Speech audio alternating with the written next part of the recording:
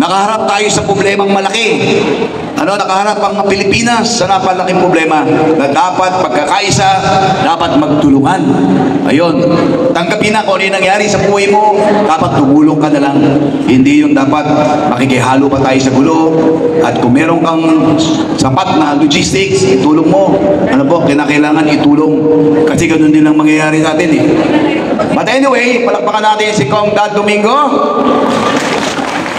Ayun, ako po.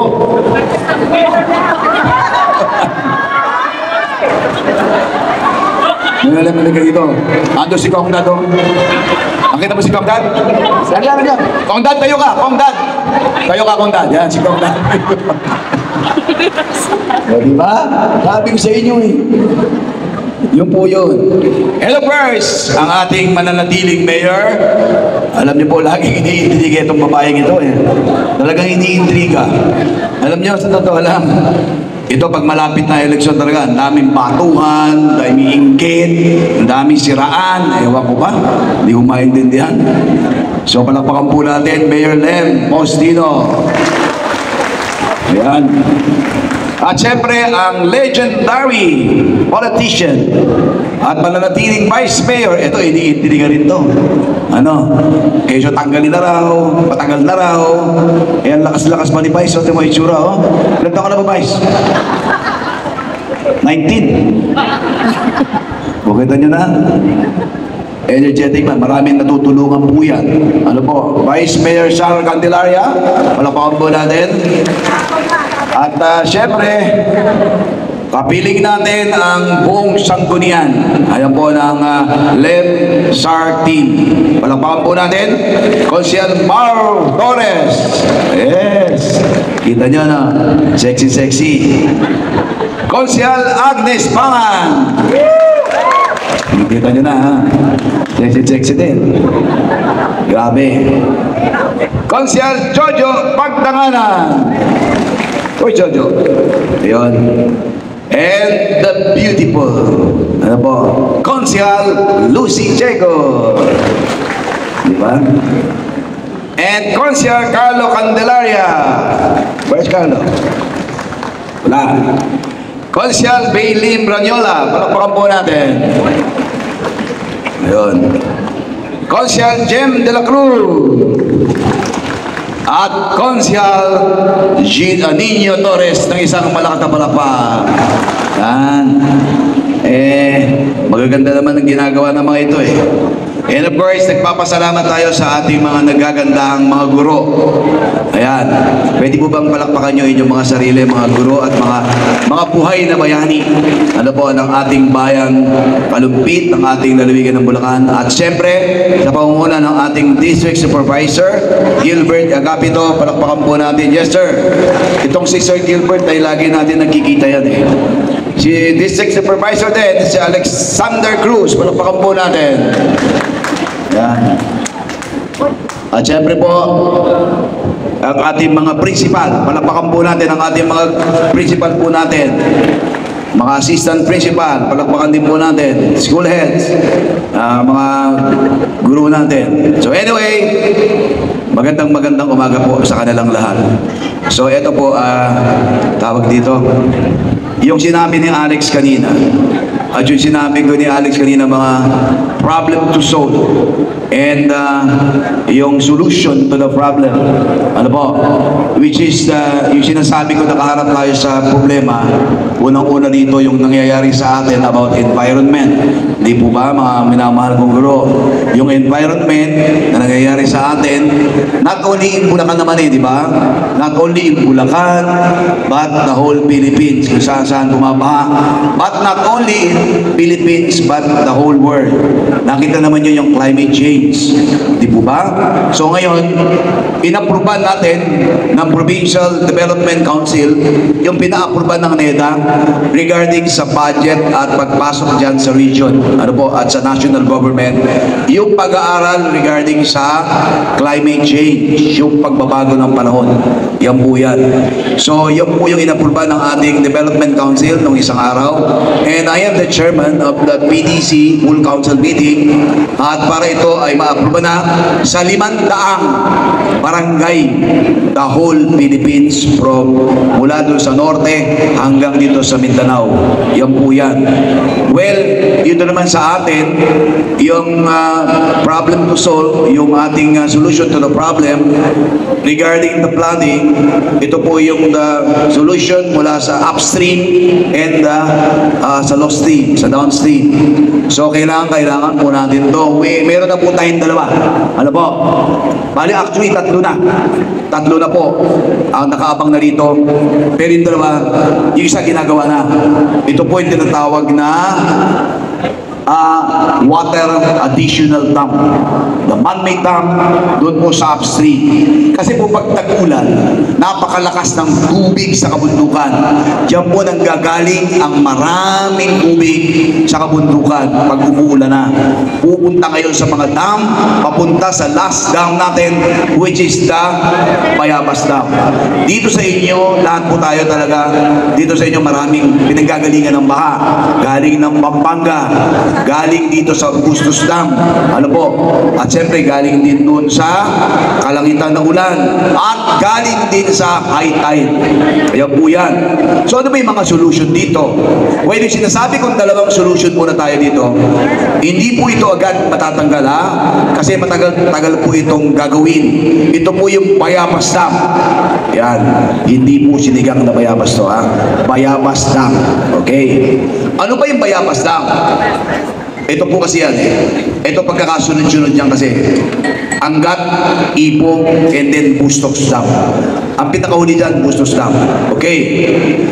Why we need additional dam? Okay, yung po sinasabi kong additional dam ay ilalagay po yan sa pagitan ng Ipo at ng Bustos. Dahil yung mga local waters na nagagaling sa upstream, bumababayan sa Angat, bumababayan sa Ipo, yung mga tubig, at yung mga nakakalusot dyan, dadaan, magigilid sa mga dam, bababayan sa Bustos diretso. Okay, now, para po masalo lahat yan, sasaluhin niya ng Bayabas Dam. Kasi alam niyo po, ang ulan ay blessing na Diyos, na biyaya ng Diyos. Kailangan masalo natin ito at hindi masayang. And at the same time, magamit na rin, katulad na sinabi ni Alex kanina, yung ating mga magsasaka. Kasi pagdating ng tatlo yun, wala na tubig. Di mo ba? Wala nang panghugas. Di mo ba? Wala na tayong magamit. So, ang Bayabas Dam po ginagawa na ngayon sa pagitan ng Ipo at ng Bustos, which is the Bayabas Dam. And at the same time, nung isang araw, nakipag-meeting na po tayo sa isang contractor na kinakailangan magkaroon din ng upstream megalite na nakapaligid dyan. Ano po? Para masalo na rin. Lahat yan. Kailangan pa ng additional 2 dams. Yan po yung aking pag-aaral dito. Ano po? 2 dams. Na request na natin sa ating NIA. NIA po kasi gagawa niyan. At least mga 2 pa. O isa pa. Para masapo po lahat yan. Pero yung Bayabas Dam, malaki na po yan. Pag nagawa ito, sapo na lahat. Okay? Even the local, may megadine upstream. Okay? And then, yun po, hindi na bababa sa baba. Libre na tayo. Medyo makakabawasan na yan. Now, hindi po kasi basta-basta mawawala ito lahat. Yung isa natin nakaabang, ito nakaabang po natin, ay yung desilting natin. Yung mag-ukay na po tayo sa main river. Hindi po tayo, hindi po ito katulad ng ginagawa namin ni Kongdad ngayon, nung pag-upo namin, nag-ukay na po kami nag-desert na po kami, nag-dredging na kami sa mga local rivers. Yung mga Kalumpit River, ano po, yung mga Hagunin na yan, yung mga maliliit na ilog. Yan po yung ginagamit namin, yung mga bako na tinatawag, yung parang kutsara. Now, hindi po ito gagamitan ng bako, yung main river. Kasi, I issued executive order since 2019 regarding the study itong ating kailugan. Dahil matagal na itong baha na to, vice governor pa lang ako, bukal pa lang ako, bumabaha na po talaga. At kailangan dito mag-aral, kailangan pag-aralan, kailangan magkaroon ng solusyon. Dahil pag hindi po, lalala ng lalala.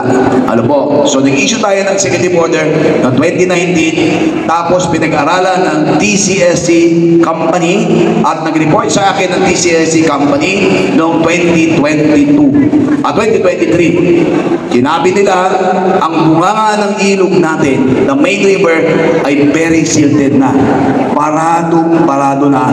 Kaya hindi po makaagos na mabuti ang mga tubig dito. Ano po? Kaya yung baha lalong tumataas. Now, maghuhukay na po tayo at magdidisel na po tayo by this October. Mag-ground launch po kami. Ito po yung draga, kung tawagin. A big barge. Draga na halos mataas. Mababa ng po dito sa gym na ito. Na ito po yung huhukay ng malalim. Huhukayin po nila yan. Unahin nila yung mga bunganga ng ilog para matanggal ang mga bara. Pag ito po, siniguro nila in 1 year. Pag naka-continuous ganon, nakapag-continuous silting tayo, hindi man po natin totally matanggal lahat ang baha. At least, kung hanggang dito, ang baha, at least magiging hanggang dito lang. Yan po yan. Tapos, creation pa ng Bayabas Dam, matapos lang yung Bayabas Dam, libre-libre na po tayo. Ayan po. Actually, hindi pa talaga matatanggal kasi meron pang high tide. Ano naman ang solution sa high tide? Good news. Kami pong tatlong governor, Governor Pineda, Governor Garcia, and ako pong lingkod, ang inyong lingkod, ay meron kaming ipinaglaban dito na inilatag natin sa probinsya ating national government yung mega dike. Ayan. Go, bakit kailangan man ng mega dike? Eh, meron ng mega dike sa taas. We need mega dike dito po sa downstream. Yung po ang harang naman sa tubig na manggagaling sa dagat. Ayan, harangan po yan. At ang magandang balita dito, na-approve na po ng NEDA. At babadgetan na. Ang sinasabi namin dapat from Bataan to Cavite. Pero ang na-approvean from Bataan to Metro Manila. Ayan po, yung mega dike na ito, babadgetan na po ng NEDA. At yan po ay para ito ay magawa na. Pag nagawa na ito, nagawa ito, nag-diesel tayo, pwede na po tayo main-bake ng madurog na main-bake. Ano po? Yan po yan. Ito po hindi kwento lamang. Ito po ay pinagsusubikapan natin ng provincial government. Kasi ang pangarap ng inyong lingkod, bago po ako magtapos ng termino ko, masolve natin ang baha. Ano po? At may maiwan tayong regasiya dito sa ating lalawigan ng Bulacan. Sapagkat napakalaki na pong problema ito. Kung hindi man po na nagkaroon ng solusyon ng mga nagdaang panahon, ay tayo po ay gagawa dito. At sa tulong ninyo, sa suporta nyo, yun po ang pagtanaw ko ng utang na loob sa inyong lahat, mga minamahal kong guro. Ano po? So thank you sa inyong pagtitiwala sa amin ni Vice Gov. Alex. And bakit pa kailangan natin magkaroon din sa baba, sa downstream, sa kapatagan ng additional man-made dam? Bakit? Kasi pagdating ng ulan dito, bababayan, nasolve dito, meron pa tayong problema, yung baha ng ulan, pupunta yun dun, mga ulan na yan, doon sa mga tinatawag nating man-made dam, dito sa kapatagan. At dito sa District 1, I would like to announce to all of you dito sa Kalumpit, at dami na dito mga gunay malolos. Nakita nyo yung daan papunta doon sa may Bulusan. Hindi ba yung tubig doon? Ang tubig doon, kaliwat kanan. Yung po, whole year round, may tubig yun. Hindi na po napakinabangan ng mga mag-isaka yun. Dati po ay may mga tanim yun. Ngayon, pag dumaan ka ron, kahit mainit ang araw, may tubig. Tama po ba? Nakita nyo? Yung papunta ka ng Bulusan, Santa Lucia, Mayto, yung San Jose na yun. Di po ba? Yung kaliwat kanan na yun, yun ang nakita namin ng ating engineering office. Kaya ang ginawa ko, Dad, ito yun. Ito ang dapat nating gawin. Ito yun, dapat nating i-request sa ating mahal na Pangulo. Kaya ang ginawa natin, we wrote a letter and sinend natin sa ating OCD, patunta sa ating Pangulo, at ito po yung gagawin nating man-made dam sa baba. Bakit kailangan natin yan? Kasi dyan na pupunta ang mga tubig. Ano po? And at the same time, magagamit na rin ang ating mga farmers and fishermen po yung lugar na yan. Ano po? And at the same time, yung mga lupang iyan, na pag-aari ng mga pribado, pwede nilang ibenta na. Ano po? Pwede nilang ibenta yan nila. Kasi hindi naman nila mapapakinabangan eh. O sa mapapakinabangan nila yung pera. Di po ba? So yan po ang pinarequest namin. And the good news, may good news na po tayo dyan. They are requesting a meeting with me. Okay?